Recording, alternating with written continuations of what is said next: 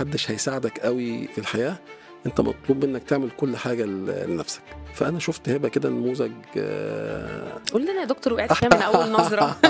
أكيد هنقعد نلف وندور. أكيد حب حياتي الأول والأخير. إيه سبب الخسارة؟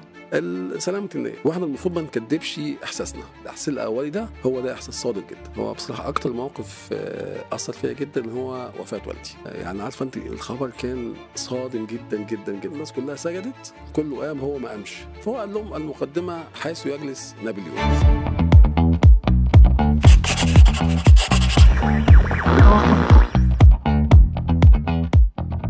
بياند ذا كوت اسمه وراه دكتور حكايته النهارده هتكون من بره الطب. ضيفنا النهارده في بياند ذا كوت هو طبيب جلديه بدرجه فنان، خارج عن المألوف. حبه للروايات والكتابه ساب بصمه امل وحب وسط آلاف المرضى. منورنا النهارده دكتور ماهر محمود. اهلا بيكي يا فندم. اهلا وسهلا. بيك يا دكتور. اهلا بيكي. النهارده احنا هنبعد خالص عن الطب زي ما حضرتك كده بتبعد وتروح للشعر. يلا خلينا نبعد. احنا عايزين نعرف بقى مين هو دكتور ماهر محمود من غير الدكتور. انا دكتور ماهر محمود، استشاري امراض جلديه، عندي 52 سنه. عندي ولدين، اياد 14 سنه وانس 11 سنه، وزوجتي دكتور هبه، استشاري جوده واداره مستشفيات. هو لازم الدكتور يتجوز دكتور؟ لا ابدا.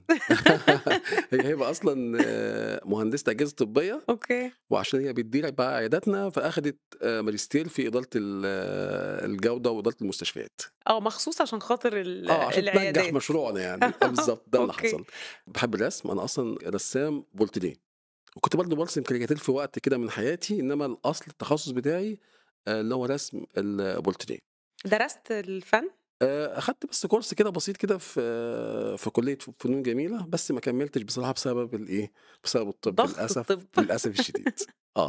وبرضه بحب اكتب شعر، بكتب شعر عامي كتير جدا، وبحب اقرا كتير.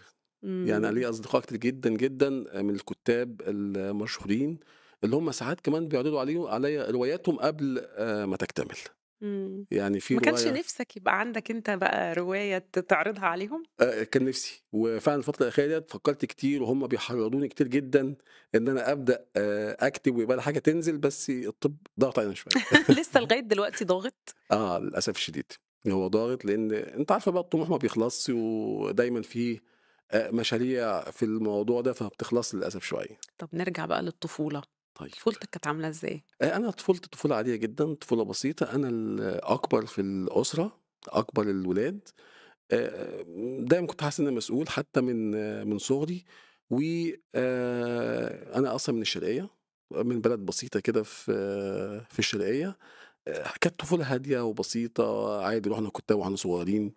بعد كده المدرسه وكل اصحابنا اللي ما زالوا مرتبطين بينا لحد دلوقتي. فكانت طفوله هاديه وبسيطه يعني. الوالد والوالدة والدي، علاقتك بيهم عاملة ازاي؟ انا كنت الكبير. علاقتي بيهم قويه جدا جدا جدا. الوالد هو يعني قدوتي في حياتي.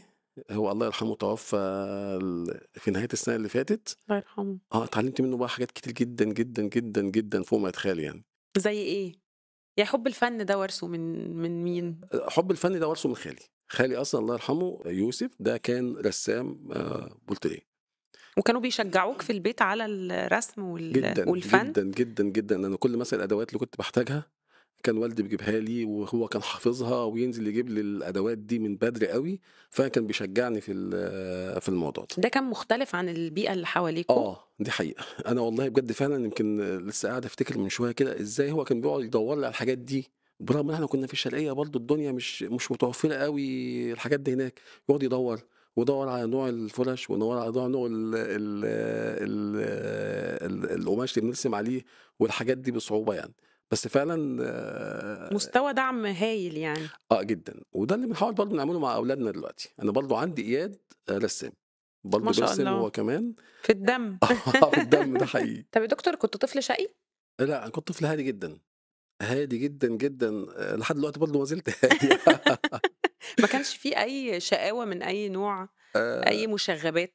لأ، أنا زي ما كنت شوية من صغري أنا مسؤول شوية، فكنت يعني ما يعني مسؤول أوي، كنت مسؤول أخاف أوي. أغلط يعني، أخاف أغلط، طب وأخوات حضرتك كنت بتداري عليهم بقى لمّا يعملوا مصايب؟ أخواتي أنا كنت باشِد عليهم أوي وهُم فاكرين الموضوع ده، لإن كنت بتشِد الكبير. عليهم. هُم حتى دلوقتي يقعدوا يفتكروا بقى الحاجات دي، لولا ماهر عمل معانا كذا ما كناش بقينا كذا وكده. بيفتكروها بالحُسنى يعني. دلوقتي بالحُسنى جدًا، يعني إمم. هُم فعلًا فاكرين الموضوع ده. أنا كنت عارفة أنتِ إحساس بقى الإيه، اللي هو الأب يعني.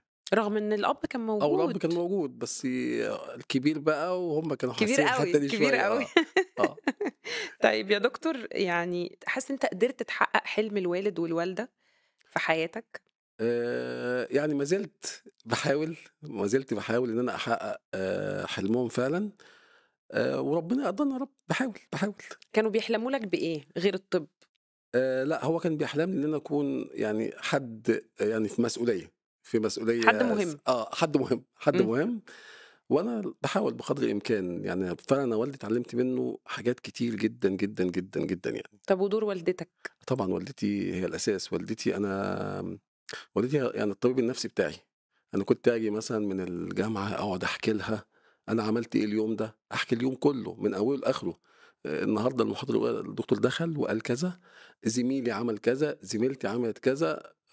كان عندي الموضوع من بدري أوي، كانت معوداني، لازم أقعد أحكي كل شيء عشان تطلّع عشان أطلّع اللي جواكِ. اللي أنا جواك. حتى دلوقتي حاليًا المرضى اللي بييجوا لي اللي هم البنات الصغيرين والولاد الصغيرين لمّا بييجوا لي باقول لهم: "يا جماعة اتكلموا مع أهاليكم واحكوا وقولوا اللي جواكم كله."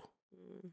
بس ده ذكاء منها إن هي تتعامل معاك بالطريقة دي. والدتي أذكى مما تتخيلي، اهم. ذكاء يعني ما حدش عارف يوصل له. آه. طيب في ماهر صغير في العيلة متسمي على اسمك، مين ماهر الصغير ده؟ ده سؤال عرفتوه منين ده؟ إحنا عندنا آآ أقوى جهاز مخابرات. ما شاء الله. ماهر ده ابن أخويا أمجد، تمام. أمجد ده الأخ الرابع يعني في الترتيب. فجاله ماهر بقى الأيام دي، كان عنده حنين وعنده إيلين، فبعد شوية كده جاله ماهر. فهو كان ناوي يعني كانت زوجته كانت ناوية تسمّي لو جالها ولد تسمّيه ماهر. ماهر تيمُّنًا بالاسم يعني. آه. ربنا يجعله أحسن منّي بإذن الله حسيت يعني. بإيه لمّا عملوا ده؟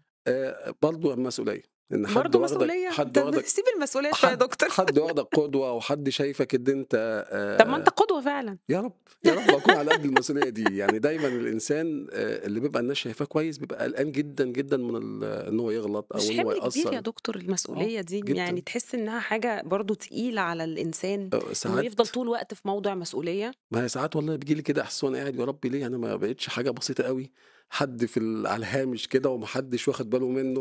كانت تبقى شعور مريح شوية. صح، مضبوط.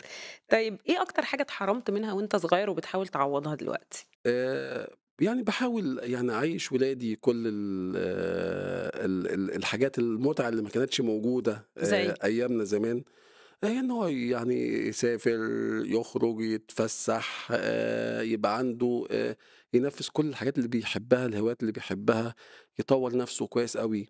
يعني مثلًا أنا لو زمان كان متاح مثلًا إن أنا أدخل في الرسم من بدري كدراسة وكتكملة الموضوع ده، كان الموضوع فرق معايا أكتر يعني بيتهيأ لي.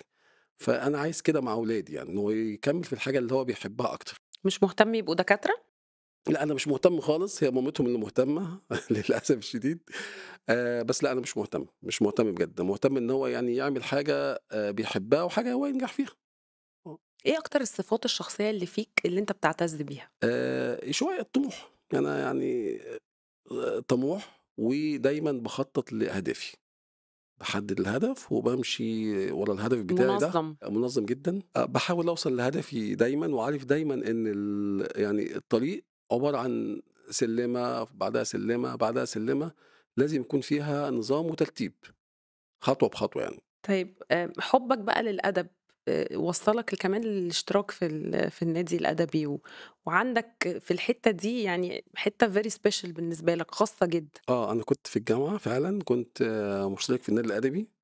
كنا بنقعد بقى بقى نقول الشعر بتاعنا ونسمع ده بعض في الجامعة، في الجامعة. خلال دراسة الطب. خلّصت طِب.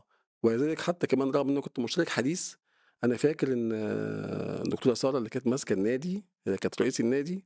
أنا كنت تقريبًا بعد شهر، كانت هي هتتخرّج خلاص وأنا كنت لسه في سنة تالتة.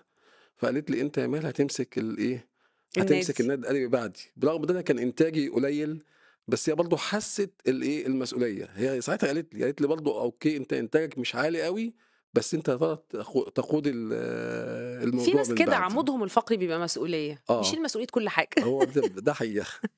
طيب دكتور يعني هل شايف إنه الطب خدك من حاجات كتير أنت كنت بتحبها؟ حقيقة، فعلًا الطب خدني من الأدب، أخدني من الرسم، و أنا بافهم شوية في تحليل الشخصيات شوية وكده، بس باحاول أوظّف ده دلوقتي في التخصُّص.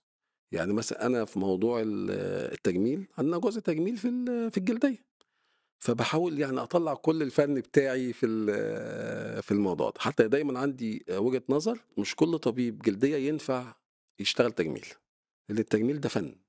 يعني دايمًا باقول لو جِبنا واحد فنان، واحد رسّام أو واحد موهوب في الفن، واحد بيفهم في الجمال وبيفهم في علم الضوء والحاجات دي، وعلّمناه يحقن أو علّمناه التشريح بتاع الوش، هيدّي تجميل أحسن من أحسن من الطبيب اللي ما عندوش وجهة نظر فنية.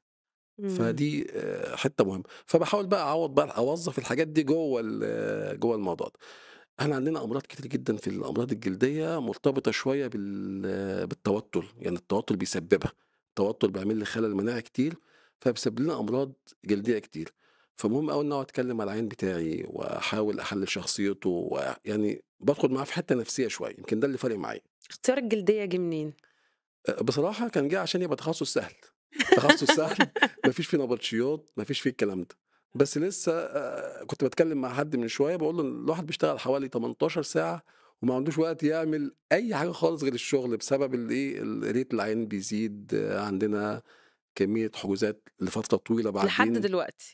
ده بتزيد كل شوية، بتزيد عشان كل شوية. التجميل دخل فيها والّا الجلدية أصلًا موضوعها كبير؟ طيب هو حاجتين 2، هو طبعًا التجميل فرق مع الجلدية في حالة إن هو يعني علّى التخصُّص شوية، خلّاه بيكسب ماديًا أكتر شويتين، وكمان ومعظم الدكاترة دخلوا في حتّة التجميل عشان بيكسّب أكتر شوية وأهملوا الجلدية. الأمراض الجلدية، إمم. فأصبح المريض دلوقتي بيدخل يكتب كده يا جماعة على الفيسبوك أنا محتاج دكتور أمراض جلدية ما يكونش تجميل.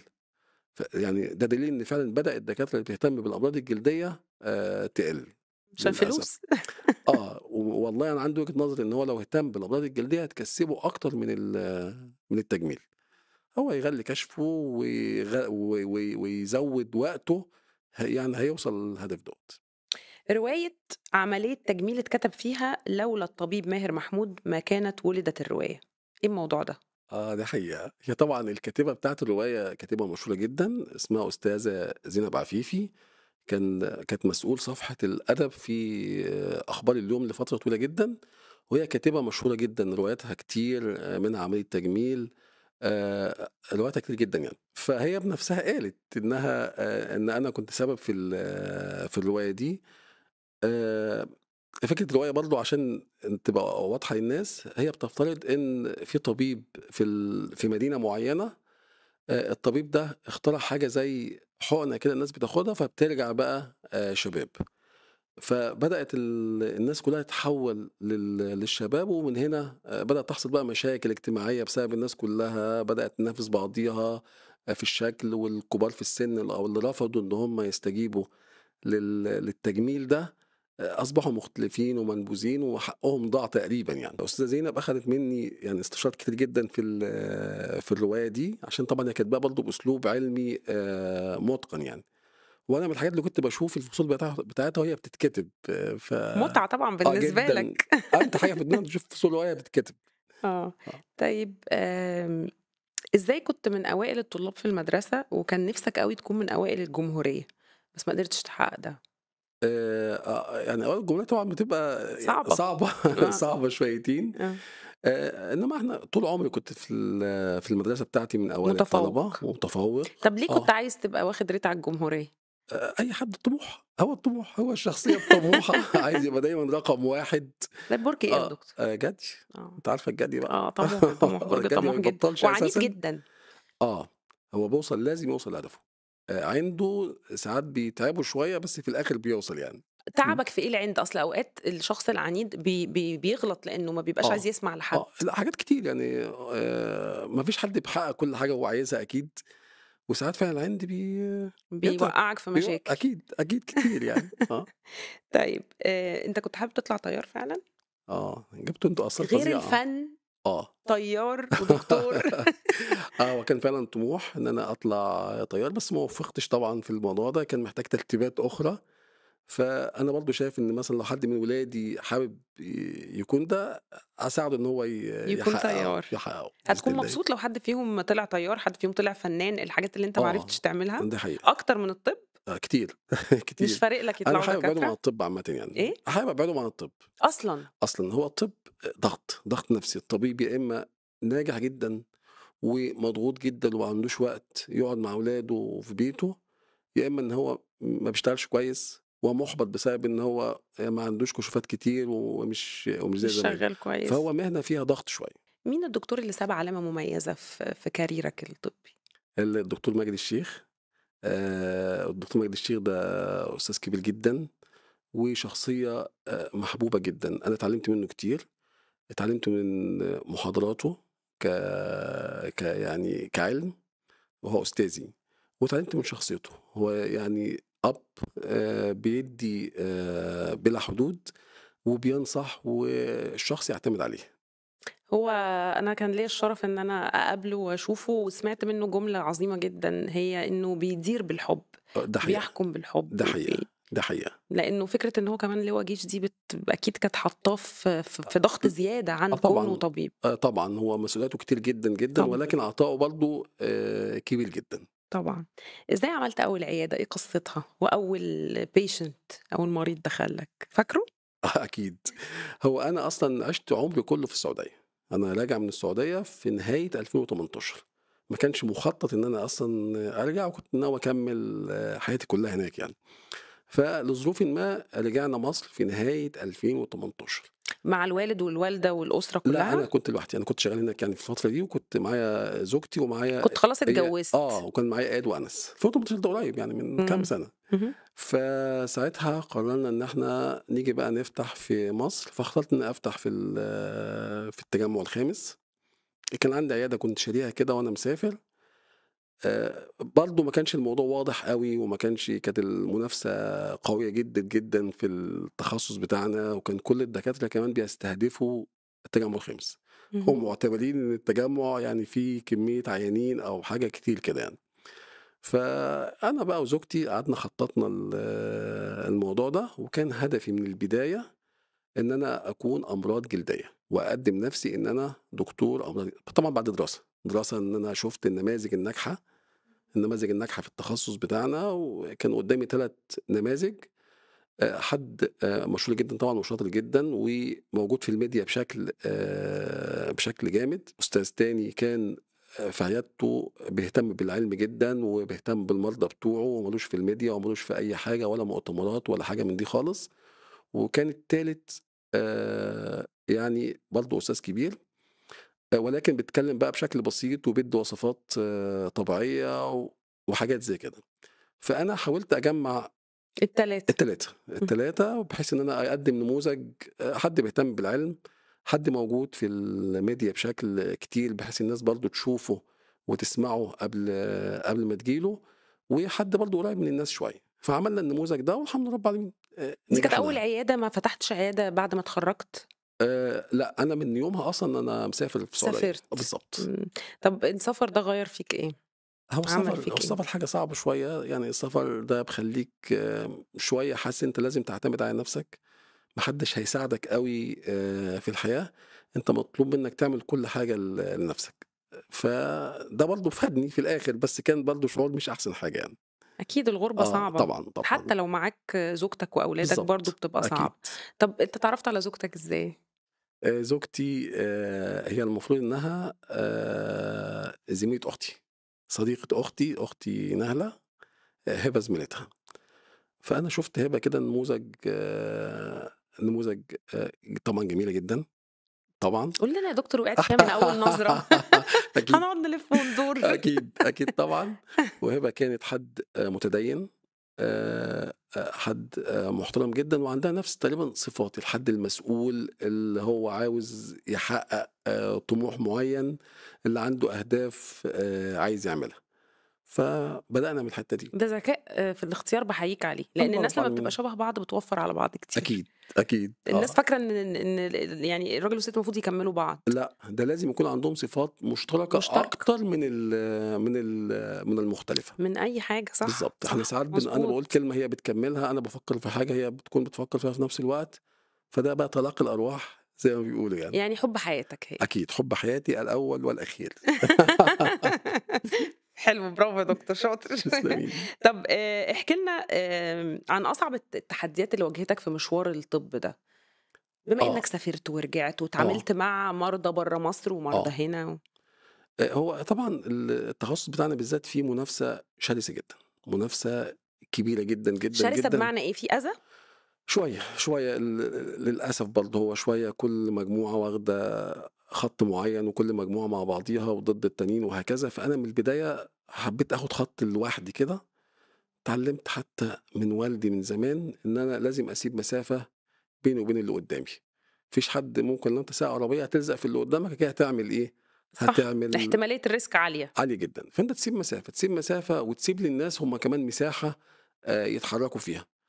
فخدت خط لوحدي إن أنا أهتم بالمرضى جدًا، يكون هدفي المريض. يمكن حتى الدكاترة زمايلي كتير شايفينّي ما باحضرش إيفنتات كتير وما باحضرش حاجات، برغم إن الجلدية فيها كمية إيفنتات وكمية حفلات خيالية يعني. إمم. فأنا باقلل شوية، باقلل الاحتكاك شوية، باقلل إن أنا أكون موجود في أي ده مجموعة مش ضد مجموعة. بيحسسهم إن حضرتك يعني كانت في الأول، كان في الأول. متّنِّك عليهم أبدًا، كان وكده؟ في الأول. آه. بس دلوقتي خلاص، دلوقتي كُلّه عارف إن ده خطّك، أنت مش عايز تختلط أوي عشان ما يكونش ليك خلافات إمم. أو يكون ليك محسوب على أي اتجاه على أي معيّن. طرف، صح، بالضبط. مضبوط. طيب إحنا عارفين إن في مشاهير كتير بييجوا يزوروك في العيادة، آه. إيه بقى يعني قُل لنا موقف كده أو إيه أكتر حاجة معلّمة مع حضرتك؟ طيب. هل أصلًا شغل الدكتور التجميل والجلدية مع المشاهير مُقلق؟ مُقلق جدًا وهُم ليهم متطلبات خاصة. لمّا بييجي لي حد مثلًا أحقنه بوتوكس، إحنا عارفين هنعمل إيه، وهو عايز الجبهة دي تبقى ناعمة، بلاطة. الحُنان ما فيش بتاع. النجوم لأ، هو عاوز يعبّر. عايز عاوز يمثّل. يمثّل، عاوز يعبّر. فطبعًا بنتّفق إن إحنا هنسيب نسب كذا وحاجات كده. بس طبعًا المشاهير ما بيجوش بس عشان التجميل، المشاهير كمان بييجوا عشان الأمراض الجلدية كتير يعني. من المواقف الكويسة جدًا مثلًا حد زي الأستاذ أشرف عبد الباقي. طبعًا المفروض إن أي نجم بييجي هو طبعًا بيكون حاجز، فإحنا المفروض بندخّله على طول علشان خاطر برضه ما إيه، أنت عارفة بيقعد مع الناس والناس بتحب تتصوّر وبتحب إمم، تعمل إمم. آآ ف بيبقى مصدر إزعاج ليه. فبنحاول ندخّله على طول، ما رضيش أبدًا. أنا دوري إيه، دوري رفض. كذا، وفضل قاعد لحد ما يدخل في دوره. جميل. هو غالبيتهم بيعملوا كده بصراحة، بس هو موقف يعني أشرف عباقي كان من المواقف الكويسة جدًا. طيب إزاي جات لك فكرة إن أنت تعمل عيادة للرجال فقط؟ يعني إيه عيادة للرجال فقط؟ آه. طيب هو الرجالة طبعًا في عندنا فكرة برضه التجميل للرجالة، سواء زايد شعر بالليزر أو عامةً تجميل للرجالة. كانوا بييجوا في العيادة التانية، العيادة المشتركة اللي فيها برضه سيدات، بس بيبقوا مكسوفين، لابسين ماسك، عاوز ييجي في مواعيد ما يبقاش فيها ستات. مواعيد متطرفة بس أوي، ليه؟ آخر الليل. إيه الفكرة؟ ما زالوا بيتكسفوا أو حاسين بخجل شوية إن هو هيعمل حاجة تجميل. تجميل، برغم إن لأ. عادي. المفروض إن أنت زي ما أنت عايز مراتك تكون جميلة وعايز تكون شكلها حلو، هي كمان عايزة تشوفك شكلك حلو. والنبي يا دكتور كلمنا في الموضوع ده ده أكتر. مه عشان بيبقى يعني آه. حالته نيلة ده خالص مهم ويقول لك جدًا. أنا عايز أتجوز ملك الجمال لا، الكون. لأ، ده في صحابي مشهور جدًا، تمام. أعتقد ابن مسعود كان بيقول: "إني أحب أن أتزين لامرأتي كما تتزين لي." يعني لازم يبقى شكلك حلو، حاطط perfume، مسرّح شعرك، كل الجمال تعمله زي ما مطلوب إيه، مطلوب منها. إمم. فكانوا بييجوا بقى ويتكسفوا في العيادة دي ويقعدوا مكسوفين وفي أطراف المواعيد وبتاع، فعملنا ساعتها عيادة سمّيناها boss clinic تبقى للرجالة كانت فكرة بس. حضرتك والّا فكرة زوجتك؟ زوجتي طبعًا ساعدتني جدًا في الفكرة دي، تمام، لإنها كانت حابة برضه تخلّي عيادة تانية للسيدات بس عشان يقعدوا براحتهم يعني. فالحمد لله فكرة نجحت جدًا، الreception رجالة، الoffice رجالة، الدكاترة رجالة، فكانت فكرة نادي مميزة. الرجال السري. هو عامةً الناس بتحب التخصُّص، يعني حتى جوّه التخصُّص نفسه. وبيحبوا الprivacy، أنت حققت لهم بالضبط، الاتنين. بالضبط، هو حتى جوّه التخصُّص ذكاء. عاوز تخصُّص جوّه التخصُّص نفسه. أيوه مضبوط. طيب إيه أكبر خسارة خسرتها سواء مادية أو معنوية؟ لأ، هو أنا باخسر فلوس كتير يعني. حتى دايمًا عندي كده، دايمًا مراتي تقول لي: "بُص يا ماهر، إحنا عارفين إحنا ممكن نبدأ من الصفر في أي وقت." إمم. فعادي جدًا بنتعرّض إيه سبب الخسارة؟ سلامة النية، يعني بتبقى الواحد حد يدخل عليك كده يحسسك إن هو ملاك، وتعالَ نتشارك، تعالَ نعمل مش عارف إيه، تعالَ نعمل إيه، وإحنا بقى طيبين، وكل مرّة بيحصل لنا بس أنت يا دكتور نفس هيئتك الموضوع. تدّي إن أنت شخص صارم وجاد وكده، ما بيست بتخوّفش؟ بيستطيبوني في الآخر.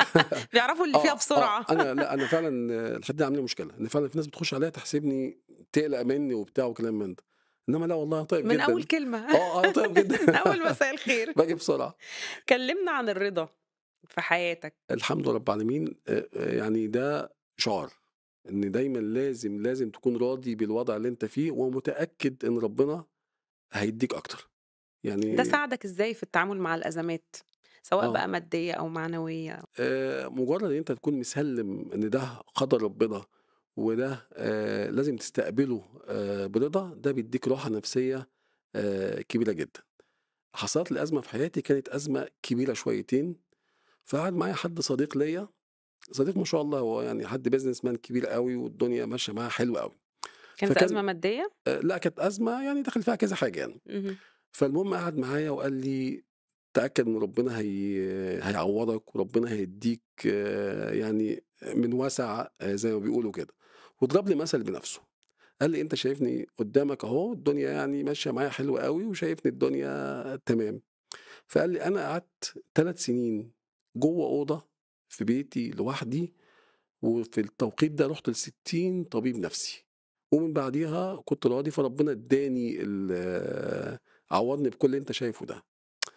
أنا كنت ساعتها برضه مش متخيّل أوي إن ممكن يكون في تعويض من ربنا بالشكل ده. بعديها لقيت نفسي الحمد لله رب العالمين ليّا اسم في التخصُّص بتاعي، ناجح، مشهور. فعلًا ما توقعتش إن أنا ده يكون التعويض الجامد اللي ما كنتش أحلم بيه أصلًا. وآمنت بقى بفكرة جدًا، التسليم جدًا، والرضا. باقولها للناس كلّها، كل حد بييجي لي باحكي له الموقف ده عشان فعلًا لإنه ده واقع وحقيقي. طيب يعني حضرتك بتقول إن الدكاترة بيشتغلوا كتير ومضغوطين وكده، آه، بتوازن إزاي ما بين الحياة العملية والحياة العائلية؟ طيب عشان برضه الولاد بيحتاجوا أبوهم، جدًا، وخاصة إن هم ولاد. وفي سِن وفي دلوقتي كمان صعب. سِن مهم جدًا. آه. أنا دايمًا مخصّص ما بين الساعة 15:00 للساعة 18:00 في البيت، بيكونوا رجعوا من المدرسة، بنتغدى مع بعض، بنقعد مع بعض ال3 ساعات دول، و أي نعم بارجع ألاقيهم ناموا شوية، إنما أنا عندي مثلًا خميس وجمعة دول بتاعهم، حتى تلاقيني برضه ما باحضرش إيفنتات كتير ولا بسبب مؤتمرات إن كتير، أنت بسبب إن مهتم أنا عامل الخميس والجمعة إمم. بتاعهم. واخدين إيه من صفاتك؟ كل واحد واخد حاجة. يعني أنس الصغير ده واخد بقى اللي هو الطابع الكوميدي بقى والقفشات والضحك وكده. إياد واخد الشخصية الجادة بقى المسؤولة. المسؤولة، واخد برضه الرسم، واخد حكاية التخطيط، فكل واحد واخد حاجة يعني. طب أنت لمّا بتشوف الكبير عندك مسؤول وعنده نفس إحساس المسؤولية اللي كان عندك وأنت صغير، آه. مش بتخاف عليه من إن هو يشيل هَم زيّك ويتعب والله في حياته والله زيّك؟ باخاف فعلًا. باخاف، بس يبدو إن هو قدر لازم يمُر بيه. جينات، هنعمل جينات. فيها إيه؟ بالضبط. اشتغلت أي حاجة غير الطب؟ لأ، ما اشتغلتش حاجة غير الطب. حتى كل مشاريعي اللي برّه الطب كانت فاشلة، فأنا قررت بقى خلاص لازم زي إيه؟ لازم إيه يبقى. المشاريع اللي عملتها وفشلت؟ هي كانت قريبة برضه من الطب شوية، يعني شاركت مثلًا في مستشفى، عملت حاجة زي كده، بس الحاجات دي كلها طلعت في الآخر الأفضل إن الواحد يكون مُعتمد على نفسه يعني. آه، بس العيادة نجحت. الحمد لله رب العالمين، العيلة نجحت. إيه أكتر المواقف اللي علّمت في حياة حضرتك؟ هو بصراحة أكتر موقف أثّر فيّا جدًا هو وفاة والدي. والدي توفى فجأة، ويعني عارفة أنتِ الخبر كان صادم جدًا، صادم طبعًا. جدًا، جدًا، جدًا، بس هو توفى زي ما كان بيحب. يعني أنا ليّا خال توفى وهو ساجد، وهو في المسجد كده الناس كلّها سجدت، كلّه قام هو ما قامش، فكان دي حاجة كان دايمًا والدي يقول: "يا رب نفسي أموت الموتة دي." فوالدي كانت صحته الحمد لله رب العالمين كويسة جدًا، هو مات عنده 76 سنة.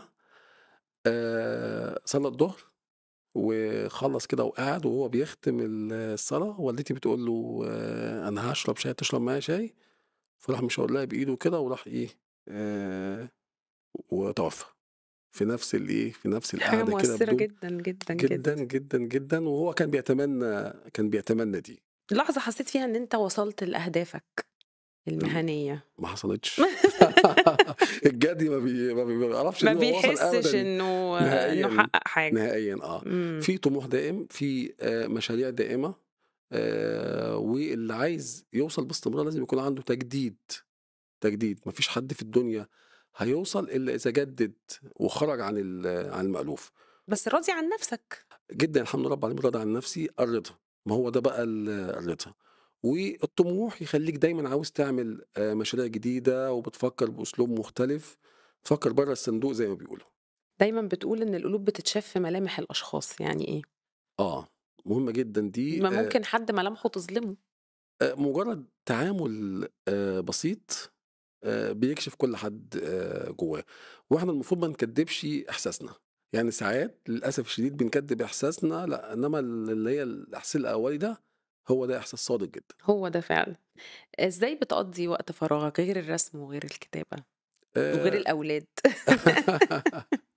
هو مجرّد إن الواحد يقعد مع نَفْسه شوية، يقعد في جو هادي شوية. أنا باحب برضه أسمع music شويتين، طب يعني والأصدقاء دورهم إيه في حياتك؟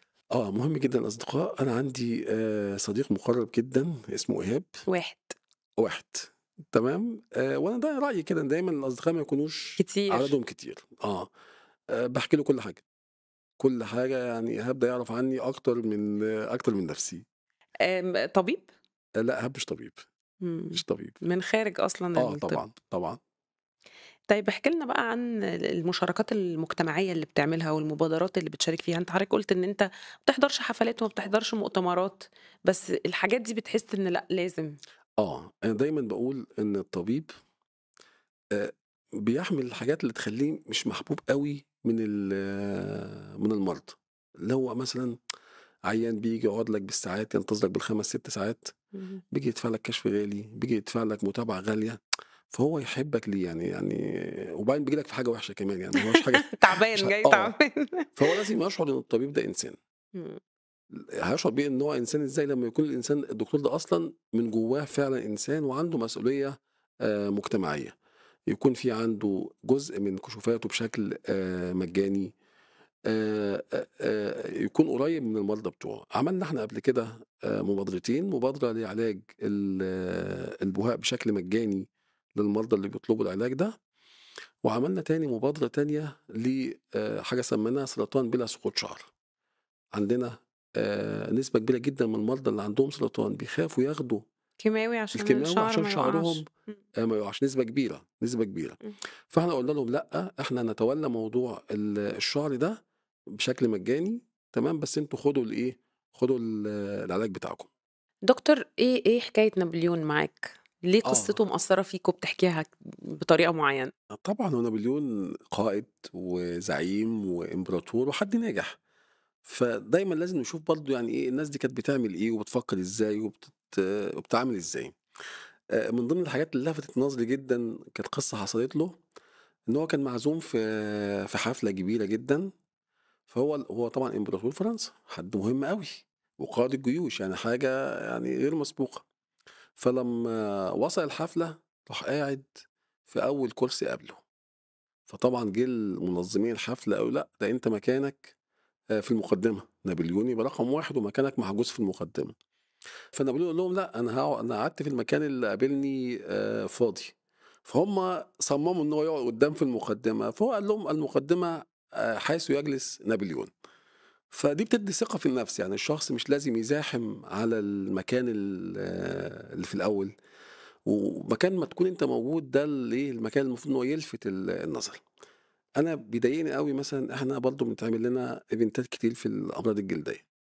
بيضايقني أوي إن مثلًا ألاقي دكاترة صغيرين أو كده يبدأ يزاحم على على الصف الاول وسايب مثلا استاذ وراجل كبير في السن وعنده 70 سنه ومراته معاه او بتاع، مش سايب له مكان. رايي ان دايما دايما دايما ان احنا نحترم الاكبر سنا، وخلي التمييز دايما بالايه، بالسن. بالاكبر بالسن. إمم. تمييز بالسن، والباقي يقعد في مكان ما يلاقي مكان فاضي. بس عظيمة الجملة اللي قالها نابليون دي. ده حقيقي، والا ما كانش نابليون بقى. أيوه اه صح. حاسة إن حضرتك لو ما كنتش طبيب جلدية كنت هتبقى طبيب نفسي شاطر جدًا. انا كنت فعلا كنت بتمنى ان انا اخد طب نفسي. هو فارق معايا في التخصص، يعني الكلام مع الناس والكلام معاهم والدخول في اعماقهم. فبخلي حتى في رابط ما بينك وبين المريض. انا ياما في مرضى عندي اصدقائي، بحضر افراحهم، بحضر مناسباتهم. بتحصل بيني وبينهم يعني علاقة كبيرة جدا بسبب ان الواحد بيفهم طبيعتهم وبيفهم نفسيتهم. هل ده غلط إن أنا يبقى عندي علاقة قوية بالpatients بتوعي، بالمرضى بتوعي؟ هو من تكرار وجود المريض عندك، وخاصة في الأمراض الجلدية، هو مكمل معاك مريض صدفية، فهو مكمل معاك، بيجي لك مثلا مرة كل شهر. مريض بهاء بيجي لك مرة كل شهر. فمن كتر ما هو بيجي لك انتوا خلاص أصبح في بينكم وبين بعض يعني عِشرة. عشرة. فدي المقصود بالموضوع يعني. طيب آخر حاجة بقى، المشوار كان طويل وكان فيه أكيد عقبات كتير واشتغلت برّه واشتغلت جوّه، أكيد في نصايح كتير خارجة من تجارب حقيقية على الأرض، فيعني تنصح الشباب الصغير اللي لسه داخل طِب جديد بإيه؟ وفي المجال ده تحديدًا، مجال الجلدية والتجميل. طيب أنا بقول لهم هي كلمة واحدة: خلي عينك على المريض. عينك على المريض. ابعد خالص عن أي بيزنس، ابعد عن أي حاجة غير المريض. خلي هدفك المريض. لو انت استهدفت المريض ان انت تقدم له العلاج اللي هو المناسب، والعلاج اللي هو الضروري بالنسبة له، عينك هيزيد، ريتك هيزيد، كل الناس هتبقى بتجري عليك، وانت في الاخر بتحقق كل اهدافك، وانت في الاخر يعني رضيت ربنا في الحتة دي. بس الbusiness مش مهم؟